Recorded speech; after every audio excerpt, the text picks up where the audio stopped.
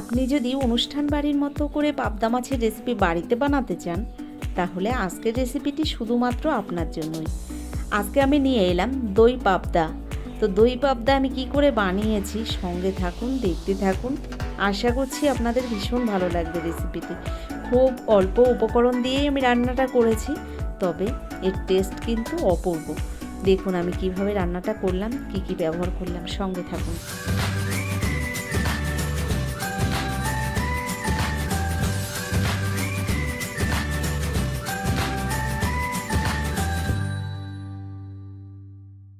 আজকের রেসিপি দই পাবদা। দই পাবদাটা রান্না করার জন্য এখানে দেখুন আমি 8 পিস পাবদা মাছ ভালো করে কেটে ধুয়ে পরিষ্কার করে নিয়েছি। প্রথমেই দেখুন আমি মাছগুলোর গায়ে লবণ হলুদ মাখিয়ে নিচ্ছি। তো এখানে পরিমাণ মতো লবণ হলুদ দিয়ে দিলাম মাছের গায়ে। এবার দিয়ে দেব 2 চামচ সর্ষের তেল। তো মাছটায় লবণ হলুদ তেলটাকে ভালো করে মাখিয়ে নিয়ে ফিরে আসছি। নমস্কার বন্ধুরা, আশা করছি হয়তো সকলেই ভালো আছেন। টি আর রান্নাঘর থেকে আমি তন্দ্রা সকলকে জানাই শুভ মহালয়ের অনেক অনেক শুভেচ্ছা ও অভিনন্দন। মহালয়া মানেই পিতৃপক্ষের অবসান, দেবীপক্ষের শুরু। দেবীপক্ষের শুরু মানেই কিন্তু আমাদের মনের মধ্যে অন্যরকম একটা আনন্দ কাজ করতে শুরু করে, কারণ আজ থেকে যে দেবীর আগমন শুরু হয়ে গেছে।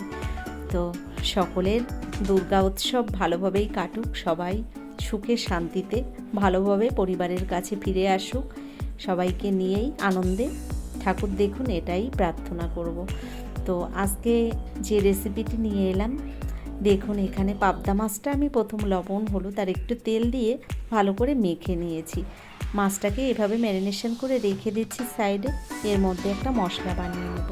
দেখুন মিক্সির জারের মধ্যে দিয়ে দিলাম 2 চামচ কালো সর্ষে, এর মধ্যে দিয়ে দিচ্ছি 2 চামচ পোস্ত। সর্ষে আর পোস্তটা দিয়ে দেওয়ার পরে এর মধ্যে আর এখনই কিছুই দিচ্ছি না, কারণ মিক্সিতে একটু ঘুরিয়ে নিয়েছি দেখুন শুকনো অবস্থাতে মশলাটাকে। এবার এর মধ্যে দিয়ে দিচ্ছি দেখুন কয়েকটা কাঁচা লঙ্কা, আর দিয়ে দিলাম 5 চামচ পরিমাণের টক দই।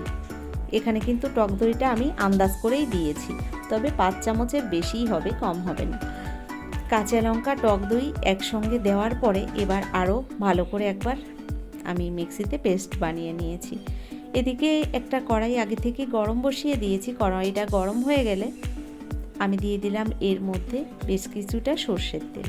তেলটাকে কিন্তু আমি ভালো করে গরম করে নিয়েছি, আর গরম তেলের মধ্যেই দেখুন মাছগুলো এক এক করে দিয়ে দিচ্ছি। তো বন্ধুরা, মাছগুলো যখন তেলের মধ্যে দেবেন খুব সাবধানে দেবেন, নইলে কিন্তু আমার মতো আপনাদের এরকম পুড়ে যেতে পারে। কারণ এই মাছগুলো তেলের মধ্যে দেওয়ার সময় কিন্তু ভীষণ পরিমাণে তেল ছিটকে গায়ে লাগে। তো একটু সাবধানেই মাছগুলো দেবেন তেলের মধ্যে। তো এভাবে দরকার হলে আপনারা ঢাকা চাপা দিয়ে দিতে পারেন। তো আমি এখানে মাছগুলোকে এভাবে উল্টে পাল্টে লাল লাল করে দেখুন ভেজে নিয়েছি। তো মাছটা ভেজে নেওয়ার পরে আমি নামিয়ে নিচ্ছি। আর এই মাছগুলো কিন্তু ভীষণ নরম হয়, এগুলো একটু উল্টানোর সময় সাবধানেই উল্টাতে হবে, নইলে ভেঙে যেতে পারে। তো প্রথম মাছগুলো ভেজে নামিয়ে নেওয়ার পরে দ্বিতীয় মাছগুলো আমি ভেজে নিয়েছি। দেখুন এখানে সব মাছগুলো আমি কিন্তু ভেজে নামিয়ে নিয়েছি। মাছ ভেজে নেওয়ার পরে ওই তেলের মধ্যেই রান্নাটা করব।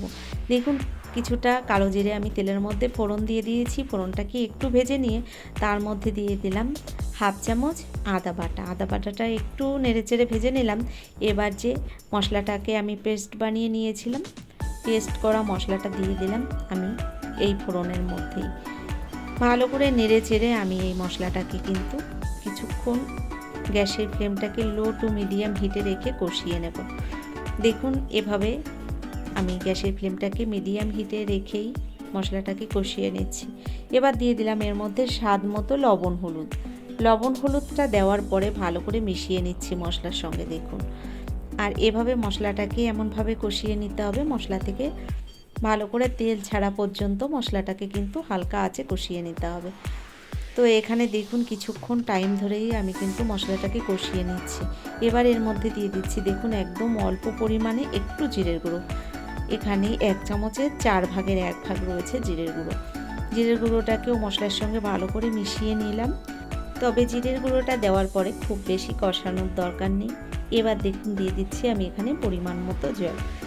তো জলটা আপনারা আপনাদের পরিমাণ মতোই দেবেন, তবে সর্ষে পাবদা বলুন বা দই পাবদা বলুন, এগুলো বানাতে হলে জলের পরিমাণটা একটু কমে দিতে হয়। খুব বেশি ঝোল হলে কিন্তু এটা দেখতেও ভালো লাগে না, খেতেও ভালো লাগে না। তো এখানে আমি আমার পরিমাণ মতোই জল দিয়ে দিয়েছি। জলটা ফুটে উঠেছে দেখুন। আর ঝোলটা বেশ ভালো করে ফুটে উঠলে ভেজে রাখা মাছগুলো আমি এই ঝোলের মধ্যে দিয়ে দেবো। তবে মাছগুলো দেওয়ার আগে আমি এই ঝোলের টেস্টটাকে আমি একটু ঠিকঠাক আনার জন্য এখানে অল্প পরিমাণে একটু চিনি ব্যবহার করেছি। এটা জাস্ট অপশনাল, আপনারা দিতেও পারেন, পছন্দ না হলে দেওয়ার দরকার নেই। দেখুন চিনিটা দেওয়ার পরে আরও কিছুক্ষণ ঝোলটা ফুটিয়ে নিয়েছি। এবার ভেজে রাখা মাছগুলো আমি এক এক করে দেখুন এই ঝোলের মধ্যে দিয়ে দিলাম। তবে মাছগুলো দেওয়ার পরে বারবার কিন্তু মাছগুলোকে এভাবে নাড়াচাড়া করা যাবে না, তাহলে কিন্তু মাছগুলো ভেঙে যেতে পারে। পাবদা মাছ ভীষণই নরম একটা মাছ, বেশি নাড়াচাড়া করলে কিন্তু মাছগুলো ভেঙে যেতে পারে। বন্ধুরা, আপনারা অনেক সময় পাবদা মাছ বাড়িতে রান্না করলে অনুষ্ঠান বাড়ির সেই টেস্ট কিন্তু বাড়িতে বানাতে পারেন না। তো এভাবে একবার আপনারা পাবদা মাছ বাড়িতে বানিয়ে দেখুন, দেখবেন একদম ঠিকঠাক অনুষ্ঠান বাড়ির স্বাদই আপনি বাড়িতে বানিয়ে ফেলেছেন। তো কেমন লাগলো আমার এই রেসিপিটি অবশ্যই কিন্তু সেটা লিখে আমাকে জানাবেন। একদম অল্প মশলা দিয়েই কিন্তু রান্নাটা আমি করেছি, আপনারা নিশ্চয়ই দেখেছেন। আর দেখুন কড়াইটাকে ধরে হালকা করে আমি একটু মাছগুলোকে এভাবে ঝাঁকিয়ে দিলাম। গ্যাসের ফ্লেমটাকে লো হিটে রেখে আমি ওপর দিয়ে কিছুটা ধনেপাতা কুচি দিয়ে দিলাম আর দিয়ে দিলাম কয়েকটা চেরা কাঁচা লঙ্কা। রান্নাটা হয়ে গেছে, ঢাকনা বন্ধ করে 2 মিনিট রেখে দেবো। তো কেমন লাগলো সেটা আমাকে জানাবেন। যদি ভালো লেগে থাকে, এখনও চ্যানেলটিকে সাবস্ক্রাইব করেননি, অবশ্যই চ্যানেলটিকে সাবস্ক্রাইব করে একটা লাইক দিয়ে দেবেন। আর যারা ভিডিওটি ফেসবুক থেকে দেখছেন অবশ্যই আমার পেজটাকে ফলো করবেন। ধন্যবাদ। আজকের মতো এই পর্যন্তই। সকলে ভালো থাকবেন।